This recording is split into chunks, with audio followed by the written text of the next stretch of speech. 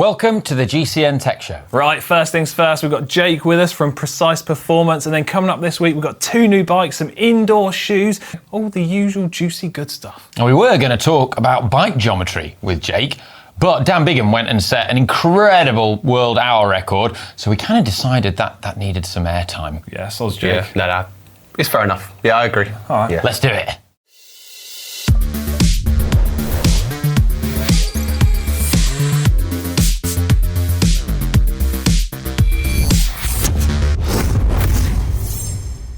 Right, we didn't have a poll last week, so guess what? Should we introduce Jake?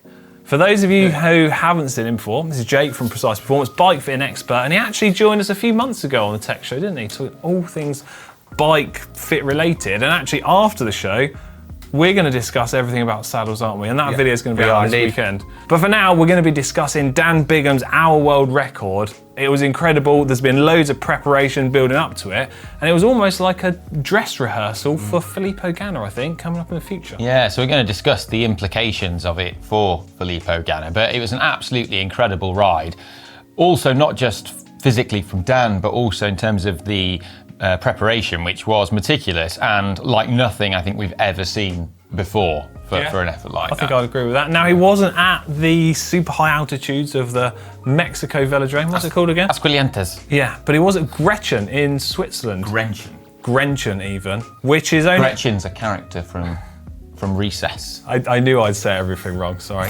Which is only at 500 metres above sea level, but Ollie tells me there's still an advantage to be had even just 500 metres up. Yeah, that's right. There is still a benefit to being just 500 metres up in terms of the air being slightly less dense.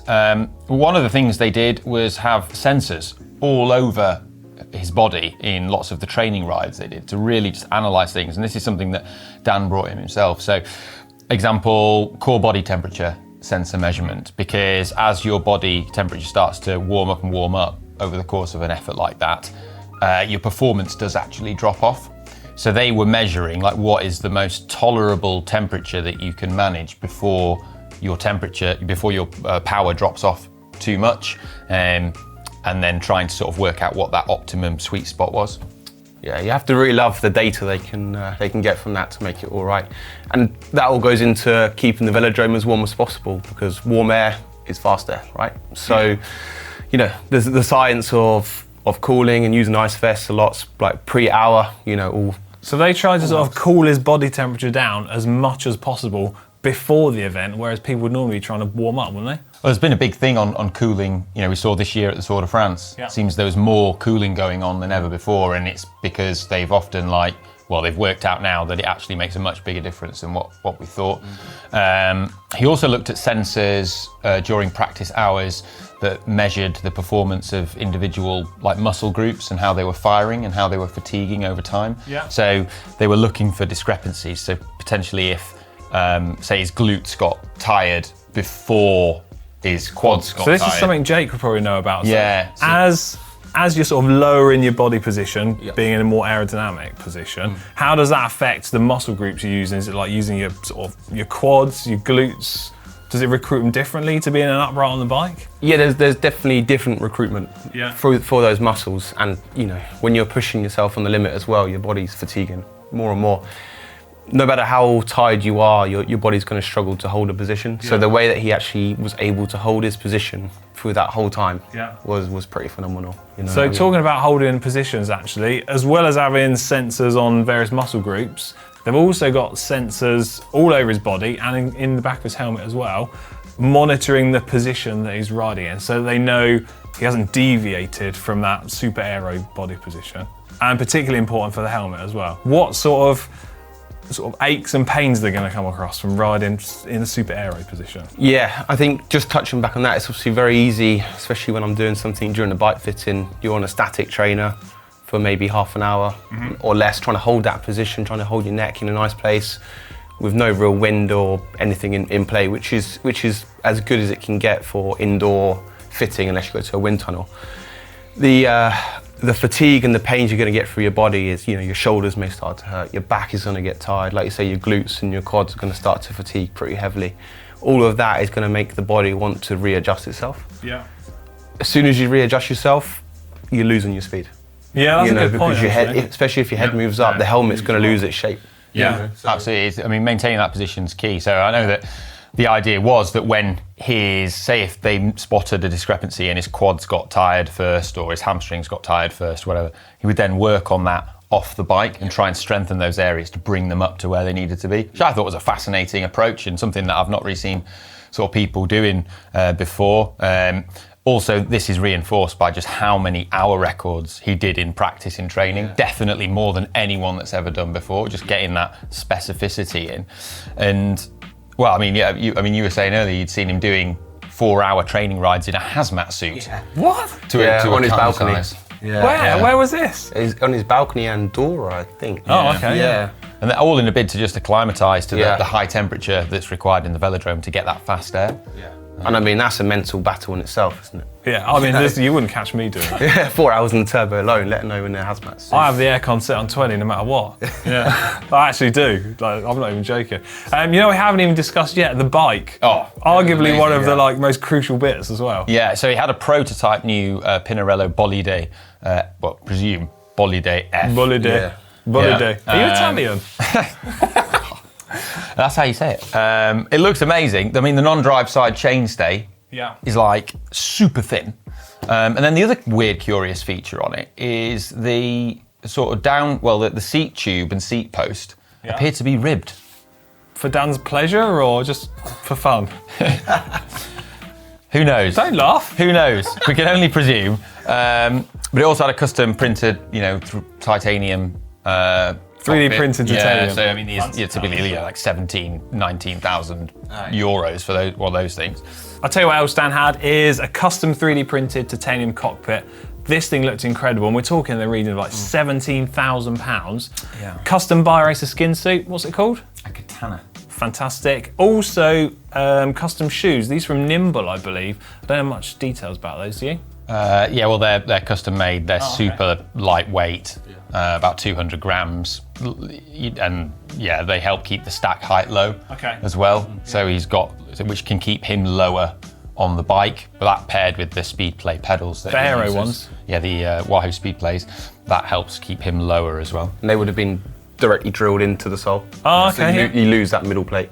Oh, I didn't know that. So yeah. Okay. There's also some curious looking chain rings and cranks on the bike. Take a look at these pictures. This is the Kratos Aero crank from Wattshop. And given the efforts to optimize drivetrain efficiency, there's some cool tech going on here. Yeah. So firstly, it's just incredibly aero and streamlined to minimize drag. But also apparently there's a special additive added into the resin of that carbon chain ring. That's crazy. To help reduce the friction of the drivetrain. It's absolutely crazy. Super narrow Q factor on these as well. Yeah, so the Q factor of the crank is said to be 134 millimeters, which is much narrower than what you get on a standard road bike or TT bike or just most chain sets in general. So that brings his legs in closer and therefore makes him more aero, reduces that frontal area. His cranks look pretty short as well. And if you're wondering the size of that chain ring, it's a 64 tooth monster paired with a 14 tooth at the back. So there you go. You're not going to be able to just ride a narrow Q factor like that, though, are you? No, I mean, well, Jay, interested your perspective on this. Yeah. Like, what's the implications of the narrow Q factor and the shorter cranks? Well, generally, with someone with a narrow Q factor, you generally find the knees are going to come out because their body's not that narrow. You know, the bike trade generally is naturally going a little bit more narrow anyway, and that's why wider axle pedals are coming into play. Yeah. So this is 100% something that you would have had to train into that position on because he wouldn't have had this on his normal road bike or anything like that. So that in itself is an impressive sort of. That's one of the things with Dan, though, isn't it? Change, like he'll find all these little bits and then really, really practice and hone in on them. Mm. Yeah, but he's it's not by accident either. That's the thing, is that he's doing it on purpose to find these massive improvements, which will, help him go faster. Help him go faster. That's a good point because he's someone who's been able to just focus solely on the hour record and all these things and doing practice hour records.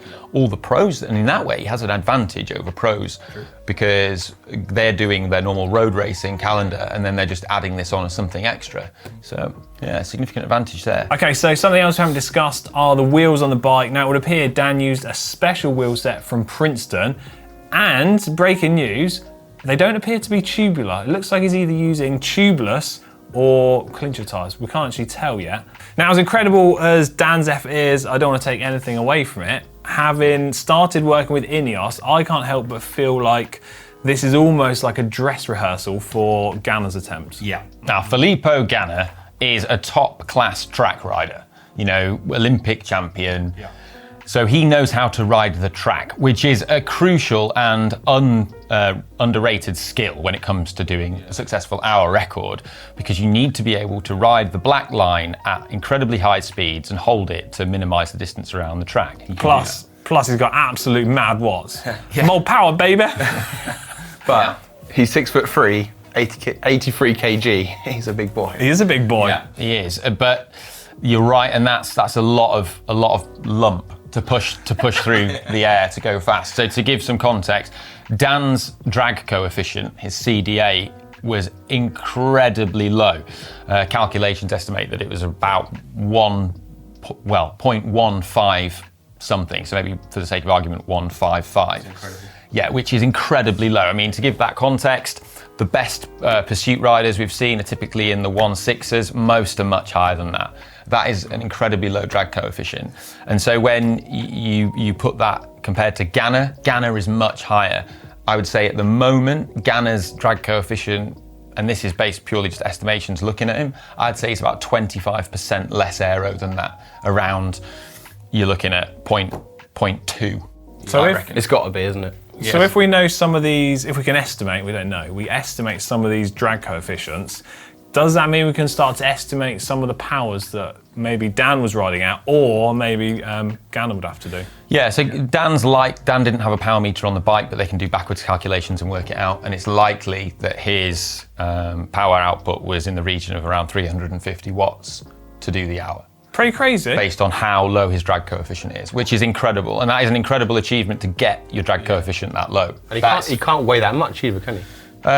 No, he definitely weighs less than Ganna. A lot less than Ganna, yeah. So perhaps with some help from Dan working his magic, they could get Ganna's CDA down from 0.2 down to maybe 0.18, in which case at that drag coefficient, Ganna would have to produce around 400 or 410 watts to equal Dan's record, which is a lot. It's still some crazy high numbers, that, isn't it? Whereas if he could produce 450, 460 watts for the hour, then maybe he could go 58 kilometers. That's sort of, your average person struggles to do that for a minute. Yeah, this is Filippo Ganna. Yeah. Well, I think we should definitely have a poll on this and see what people think Ganna's going to do. So let us know in the comments what you think about Ganna doing the hour, and how far do you think he'll go? 56 kilometers, 57 kilometers, 58 kilometers, or 60? 60k. So to do 60k, he would have to average about 500 watts, I reckon. That's with his best case scenario CDA of 0.18. 500 watts per hour. That's nearly as high as Jake can ride, isn't it? Yeah, nearly. Yeah. But do you want to know an interesting fact? I'm sure you're going to tell me anyway. So if Remco could get his CDA down to Dan's level, which I think is possible because he's smaller than Dan. He is a small person. Yeah. Then Remco would need 430 watts. So that is probably a bit to go 60 kilometers. Okay. There you go. Fantastic. Head over to the GCN app, there'll be a link in the description down below, and you can vote on the poll, and well, we'll discuss it next week, shall we? It's now time for Hot and Spicy Tech. Over to you, Alex. Right, we'll keep it quick fire this week, shall we? So we've got a new Giant Propel. This is a sub 7 kilogram Aero disc bike. Let me hit you with some of the facts, Ollie. So we've got a claimed weight and a size medium of 1,429.5 grams. So we're talking 255 grams lighter than the previous model.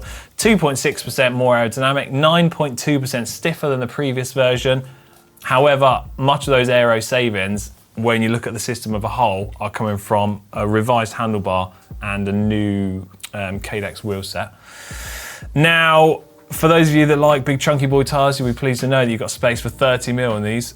And if you want the all singing, all dancing bike, I've only got the price in Australian dollars, I'm afraid. I couldn't find any euros or British pounds, but 13,999 Australian dollars. I've no idea what Australian dollars are. They're like... Is that like 50p? Like, why is that?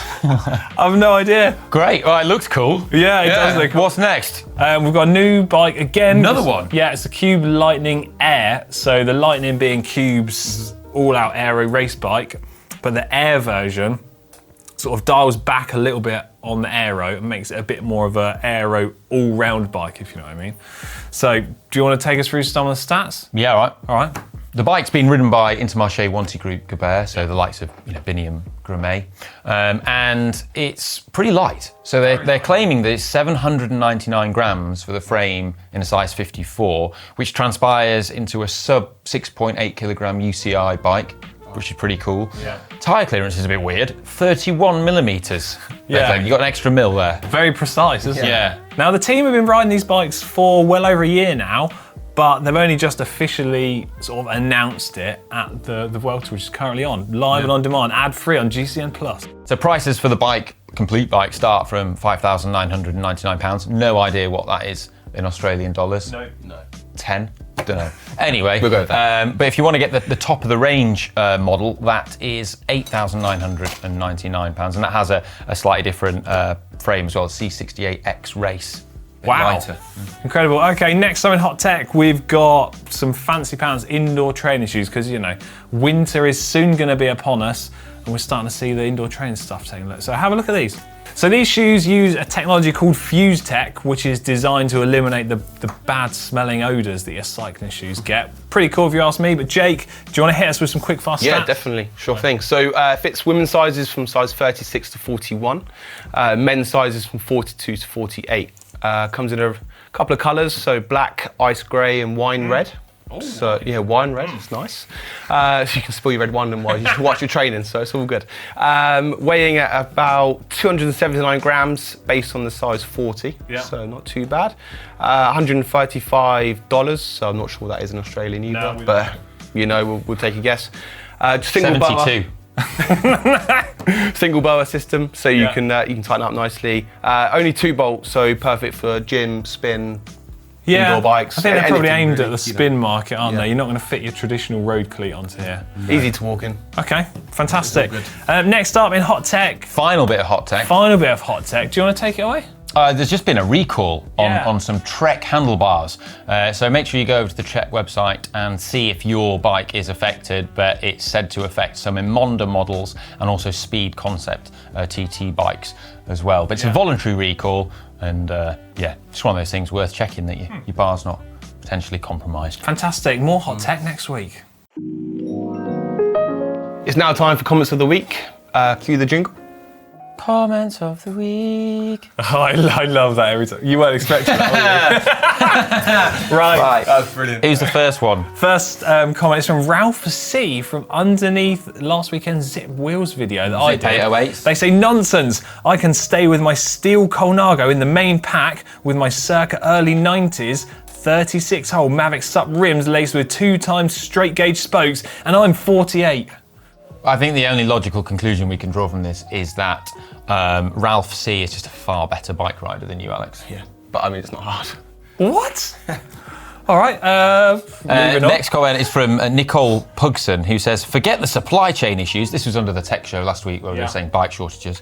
Forget the supply chain issues. Looks like there's been a mix-up at the warehouse and Castelli have sent Ollie a tri-suit. That's talking about the balls to the wall suit. I see only one solution to this. Ollie must do a triathlon. I'm keen for that. Hashtag GTN as well. Yeah, it's there, it's ready. My tri-curious phase is long gone. I'd love to see you doing a triathlon with Mark and Heather.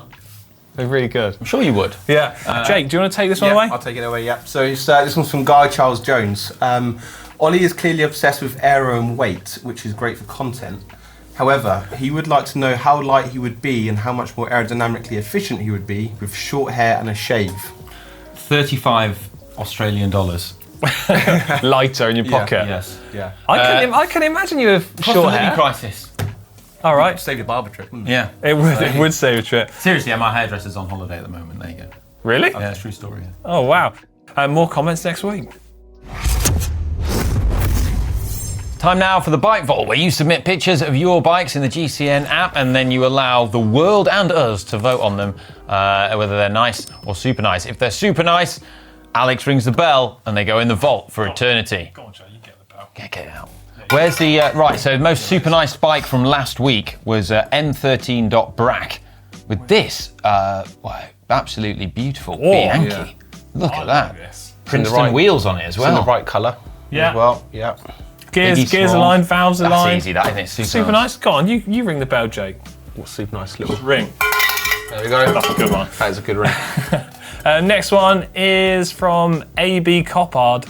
They say, move over, Dr. Bridgewood. There's no new order in town. Says absolute weapon of a rig is So ready. this is the character that's been trying to get their bike in the bike vault every week. Keep badgering us, both of us, DMing us, sliding into DMs. Yeah, non-stop. We went foraging in the bike vault. We managed to find it. Here it What is. do you think? Yeah. You can't laugh at their bike, Jake. Why are you I'm not- laughing at his bike? I know it's non-drive side, but that's It's all right. non-drive Yeah. side. Yeah. And Nice. the valve's in the wrong place. Also, Yeah. needs to really trim his shrubbery as well. And the bushes. Yeah. Yeah. Oh, Just a nice from us, is it? Yeah. weed the paving as Yeah. well. It's Nice reflectors though. Nice reflectors. yeah, I was expecting Safety. something a bit different to this. yeah. Fair enough. Right, next up is a bike from Chris15, the 15th Chris. Yeah. What have we got? Double bikes. Is that the tube? Is he on the tube, or is that the DLR? What are these? We got a Polygon Stratos and a Cannondale Topstone 3. I don't know which one we're voting on. Double bubble, we've got to judge them together equally and fairly. Oh, nice. Just nice. Nice, yeah. Yeah, nice. Next up, we've got a bike from Konradsky_86. A Vitus Vitesse Evo. Ooh, what do we make of this? Jake, what are your thoughts on this? Quite a nice looking bike, isn't it? From a bike fit perspective, what are we saying? Yeah, I like it. Let me get it so you can see the whole bike at once. There you go. Yeah, I like the stack on it. It's high seat post though. Big drop there. Is that too much drop? Wonder if the frame's right size. Don't say that. They might have just bought that. No, I'm sure it's the right size. Oh, it's perfect. No, it's nice. New Ultegral Group set. Very nice. I think that's a super nice. Yes, you're going to We go have to with agree. Very super super nice. Yeah. Go on, ring that bell. Oh, you're so good at that. Rob BH with his Brompton electric M6. Oh, we've not had a Brompton for a while. Oh, look at yeah. that. Oh, super nice. Super nice that Easy. all day. I love the tan I walls love on the that. shop behind. Oh, I like to go with that. Hey, is that Betty's? It's Betty's. Is it? Yeah, he's outside Betty's. Okay. Get himself a fat rascal for the way home. Anyway, Common Bike Works next with a Spec Stealth Evo. I don't know what a spec is. Well, it's stealthy looking, that's for sure. What's going on with that chainring? What is going on with that chain ring? Do you have any The only thing idea? I can think is because Florida's like super flat, isn't it? Yeah. So It's a one by. It's got a one by big boy on there. yeah. One by big boy. Yeah. I like the look of this. I'm all Biggie Smalls, black chain. That's a stealthy black chain. Bike fit perspective before we go any further. Everything else is good. saddles very far Saddle's so forward. far forward. It almost looks like a triathlon frame with that mount with the adjustable seat clamp. I think he needs to mow his lawn Yeah. as well. Yeah, he does need to do that. That's And not yeah. really bike fit bit perspective. of watering as well, but you know, it's probably a drought over there as well. It's warm. It looks warm in that part of the Yeah. road. I do like the bike though. I'm going to throw my neck on the line. I'm going to say super nice. I'd go super nice on that one. You going to agree or not? Yeah, I agree. You're too polite not to, aren't you? Yeah. Sad news. Sad news. That's the end of the bike vault. Shame. It's been fantastic. I love the bike vault. Jake, it's been incredible to have you No, here. thanks again, guys. I'm looking forward to discussing everything about bike sales with you shortly. But Yeah. should we get lunch first? Yeah. Oh, let's get lunch. Perfect. Lunch is on you. Brilliant.